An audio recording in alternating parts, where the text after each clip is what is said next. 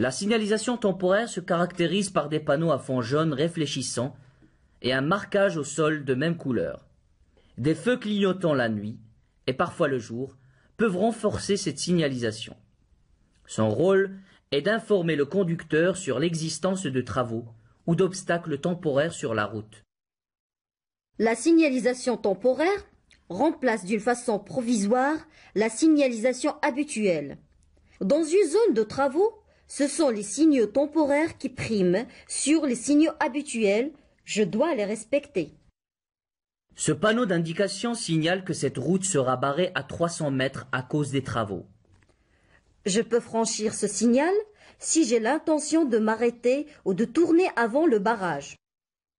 L'annonce et le balisage d'un chantier se fait à l'aide de dispositifs coniques, de piquets, fanions ou balises d'alignement de couleur rouge et blanche.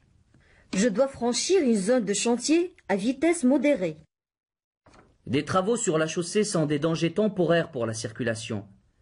Tous les signaux du danger qui sont implantés dans une zone de travaux ont la même signification qu'en signalisation courante.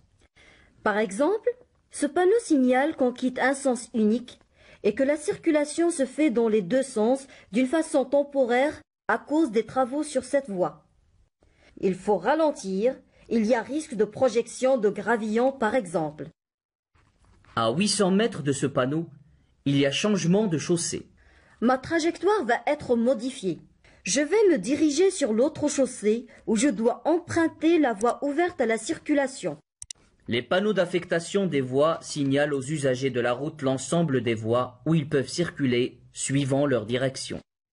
L'accès à la voie du milieu n'est pas autorisé à toutes les catégories d'usagers. Dans cette situation, elle sera interdite aux véhicules de transport de marchandises. La chaussée disponible pour la circulation est rétrécie temporairement à cause des travaux.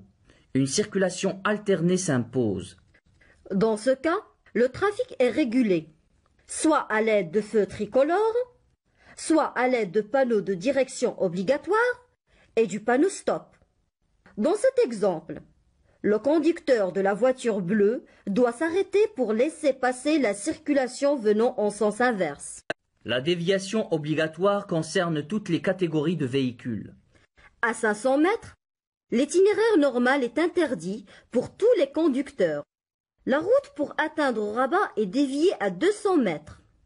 Au niveau des intersections, tous les véhicules vont suivre la direction mentionnée par les panneaux en flèche jusqu'à la fin de la déviation.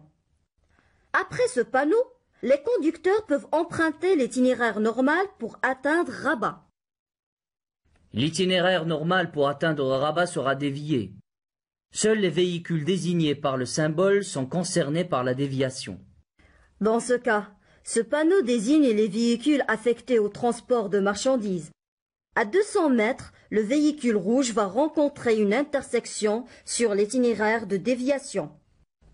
Au niveau de l'intersection, ce panneau indique que l'itinéraire normal est interdit pour le véhicule rouge. Le véhicule jaune peut passer. Ce panneau de jalonnement confirme au véhicule rouge la direction qu'il faut prendre à la prochaine intersection. C'est la fin de la déviation. Le véhicule rouge peut retrouver son itinéraire normal. Il lui reste 12 km à parcourir pour atteindre Rabat.